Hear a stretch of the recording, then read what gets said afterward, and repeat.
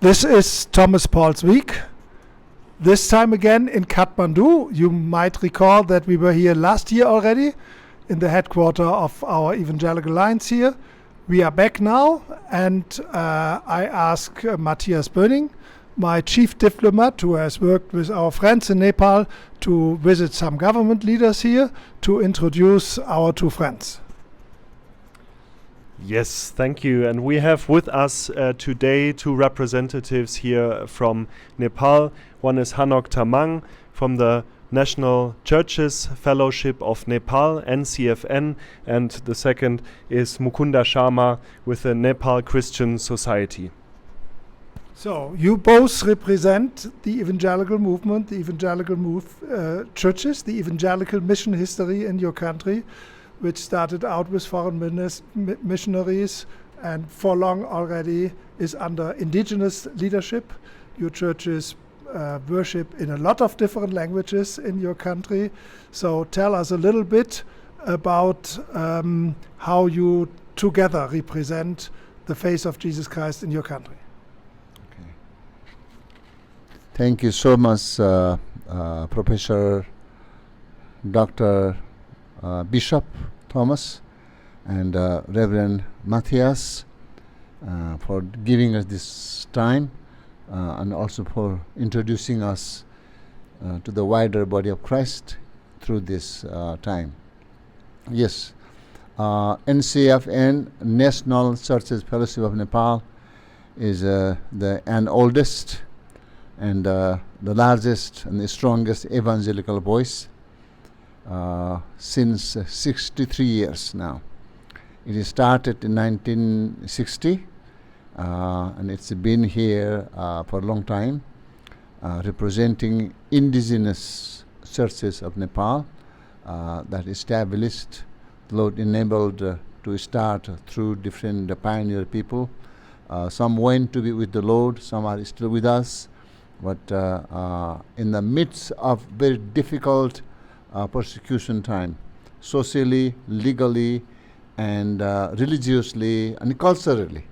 But Lord is not bound within that boundary because God is able and He enables His people to share the gospel, and we can see gospel being penetrated and prevailed in all over the Nepal, and we can see the Lord is doing great work in our nation. And it is joy, not only joy, but thrilling joy, overwhelming joy, to be together with the Nepal Christian Society as a friend, partner, and a national church alliance also. So NCS and NCFN represents, I should say, a majority, large majority churches in Nepal, and it includes denominations and those who believes in apostolic creed, excluding Mormons and occultic groups. I must say this because there has been some misunderstandings about it, but because NCFN and NCS both are here today representing a wider body of Christ of Nepal in with the World Evangelical Alliance today.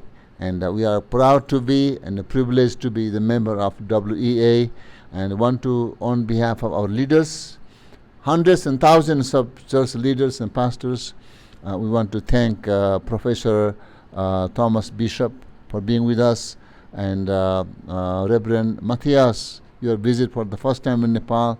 We heartily welcomed you in our midst, and we hope your visit, your time in Nepal would be fruitful, full and fruitful, and blessing for all of us here. So NCS is more about the denominations. So tell us a little bit about your ministry. Thank you so much for giving me this time. Thank you, Bishop and Matthias, for giving us this time. We are working together. It was the NCS was founding in 1996 in Nepal Christian Society, and according to our record, we have about 53 church denomination and independent and some NGOs together, a parachurch organization. We are working together with NCFN and all over Nepal. We have 77 district Christian society, 7 province of Christian society, and we are working together, worshiping the Lord together in unity, in harmony, in reconciliation, and especially when it comes to the tough time for persecution and other capacity building of the church and leaders, we work very hard together in coordination to expand His kingdom in Nepal, and Nepalese who speak in outside of Nepal, we work together with them as well. Thank you. Yeah, some people might be astonished to find 2 major organizations in the country together being the Evangelical Alliance, but this is not unusual. We have this in Switzerland for more than 100 years. We have this in Belgium, in India. There are a lot of countries where you have historically 2 different organizations, and there can be good reasons why you have your organizations for different tasks. We don't have the time to go into the details what you all do, and but we are glad that we can cooperate with you. Let us add, when we planned this visit, which mainly is a visit to the government in your country, it was much quieter time. Yeah, it was only in very recent time, and finally when arriving here, that we ran into a situation that makes our visit much more urgent, but also much more complicated. Yeah, because we have an ongoing situation where pastors are put into prison. I think 7 churches have been destroyed, others are in danger, and the whole country is in turmoil. There's a lot of pressure from Hindu extremists, and politicians don't know how to react.